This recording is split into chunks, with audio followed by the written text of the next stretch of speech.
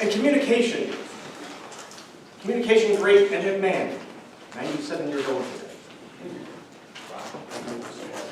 Speaking of, people who have lingered for quite some time.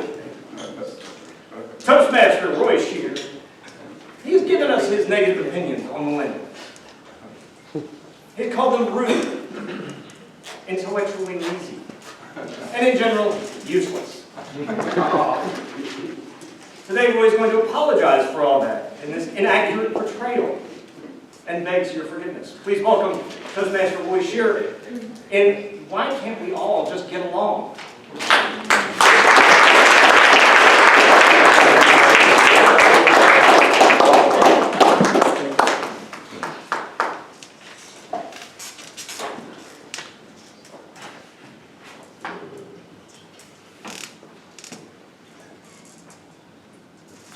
Good morning, fellow Toastmasters and guests. Morning. Morning, Roy. As Dean mentioned, I'm going to apologize today for some of the inappropriate remarks I made regarding millennials. And you might remember, you probably don't, that I gave a talk in here entitled Millennials, the End of Civilization.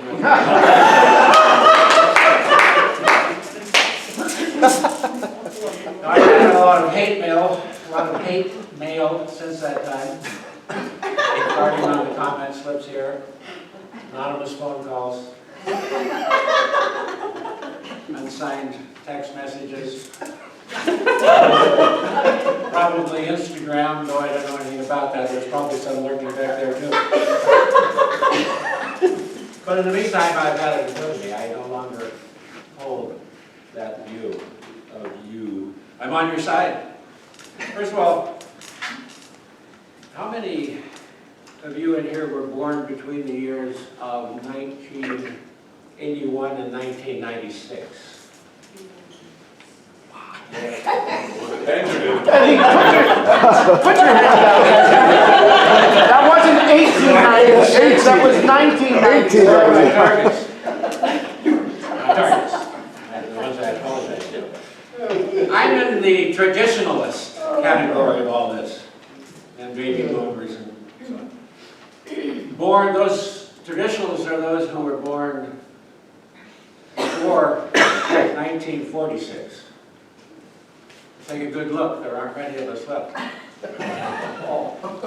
Now, what I want to do today is address some of the comments since giving that speech. I'll have to paraphrase because in the interest of time. So, what's happening here is that you've informed me with these comments. You've informed me. Hence my epiphany. Hence I no longer linger on the old thoughts that I had. Let me give you a couple of examples. Dear Roy, I don't think we have to use profanity in this message. Do you know that many of us end college, university with debts of $50,000 to $100,000? And we never pay them off. Can't. Bankruptcy doesn't.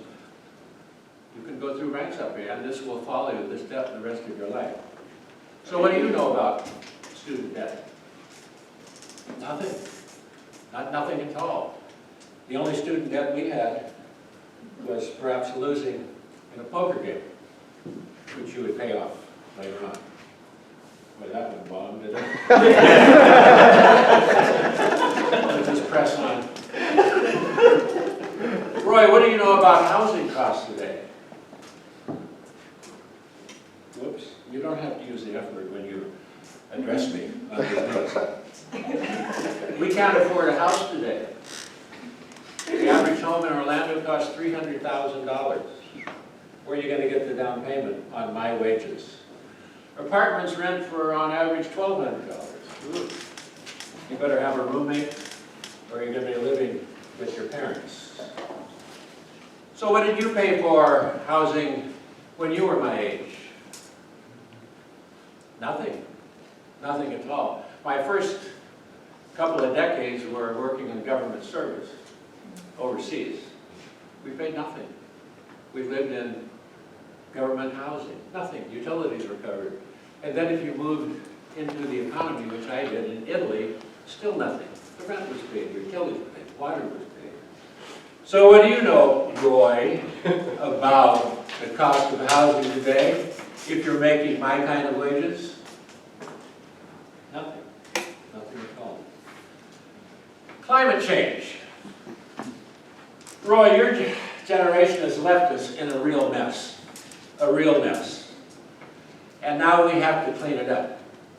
So what did you know about climate change as you were moving along? Well, you have to give me a break on this one. I was born in the Ice Age. Climate warming wasn't an issue.